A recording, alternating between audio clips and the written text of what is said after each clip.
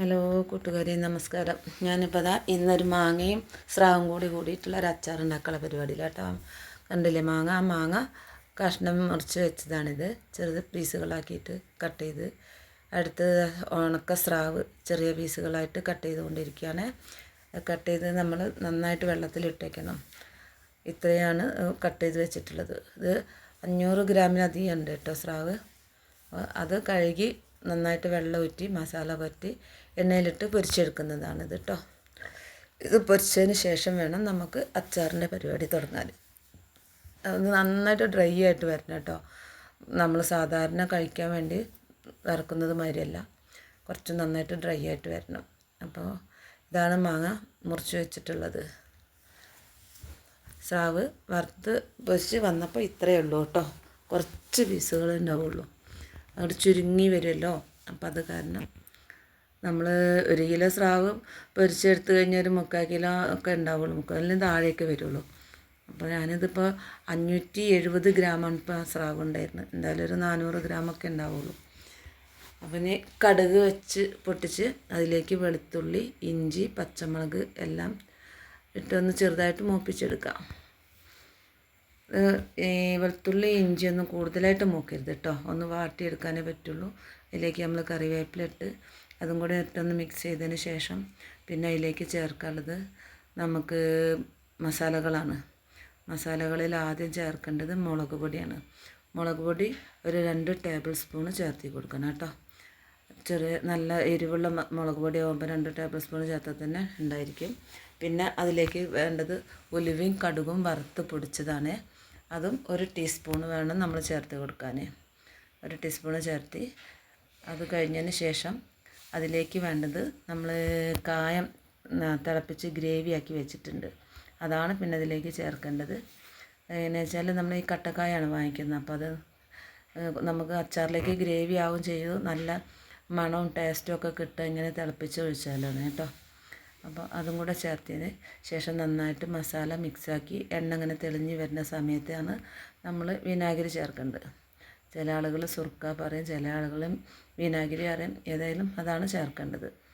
അത് ചേർത്തതിന് ശേഷം നന്നായിട്ട് നമ്മളിതൊന്ന് തിളപ്പിക്കണം. ഈ ഗ്രേവി ഒന്ന് കുറുകി വരുന്ന രീതിയിൽ സുർക്ക ഒഴിച്ചിട്ട് നന്നായിട്ട് തിളപ്പിക്കാം. അത് തിളപ്പിച്ചതിന് ശേഷം അതിലേക്കാണ് നമ്മൾ മാങ്ങ ഇട്ട് കൊടുക്കുക കേട്ടോ.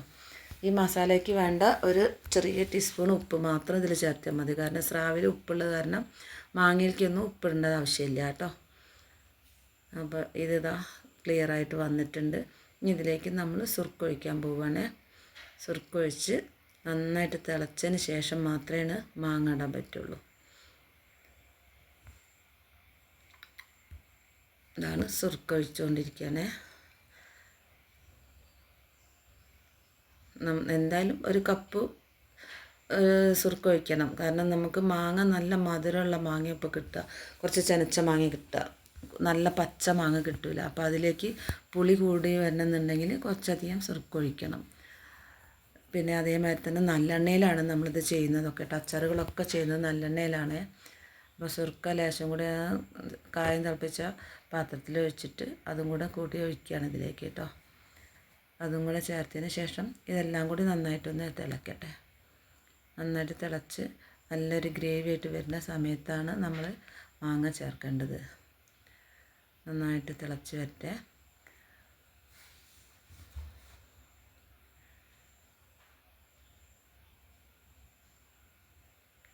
അങ്ങനെ ഗ്രേവിയൊക്കെ തിളച്ചിട്ടുണ്ട് കേട്ടോ. നന്നായിട്ട് തിളച്ചിട്ടുണ്ട്. അതിലേക്ക് നമ്മൾ മാങ്ങ ഇടുകയാണ്. മാങ്ങ കുറച്ചൊക്കെ വലിയ പീസായിട്ടാട്ടോ മുറിച്ചിട്ടുള്ളത്. അപ്പോൾ അതിട്ട് അത് നന്നായിട്ടൊന്ന് മിക്സ് ചെയ്ത് ഒന്ന് ചൂടായി വരണം. മാങ്ങ നന്നായിട്ട് തിളക്കിയത് കേട്ടോ. തിളച്ച് മാങ്ങ വെന്ത് കഴിഞ്ഞാൽ അച്ചാറിൻ്റെ ടേസ്റ്റ് മാറിപ്പോവും. നന്നായിട്ട് ചൂടായിട്ട് വരാനേ പറ്റുള്ളൂ.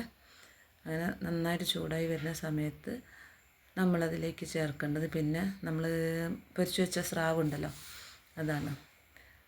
അപ്പോൾ ഇതൊന്ന് ചൂടായിട്ടുണ്ട്. ഇനി നമുക്ക് അതിലേക്ക് സ്രാവ് ചേർക്കാം കേട്ടോ. ഇത്രയും മതി. മാങ്ങ ചൂടായിട്ട് വന്നിട്ടുണ്ട്. സ്രാവ് ചേർക്കാം. ഈ സ്രാവും കൂടി ചേർത്തതിന് ശേഷം നന്നായിട്ട് മിക്സ് ചെയ്ത് ഒന്ന് തട്ടിപ്പൊത്തി വെച്ച് കഴിഞ്ഞാൽ കുറച്ച് സമയം എണ്ണ ഇങ്ങനെ തെളിഞ്ഞ് വരുന്ന രീതിയിൽ ആവുന്ന സമയത്ത് നമ്മൾ അച്ചാറിൻ്റെ പണി കഴിയും. ഇത്രേ പണി സിമ്പിളായിട്ട് ചെയ്യാവുന്നതാണ്, ആർക്കും ചെയ്യാവുന്നതാണ്.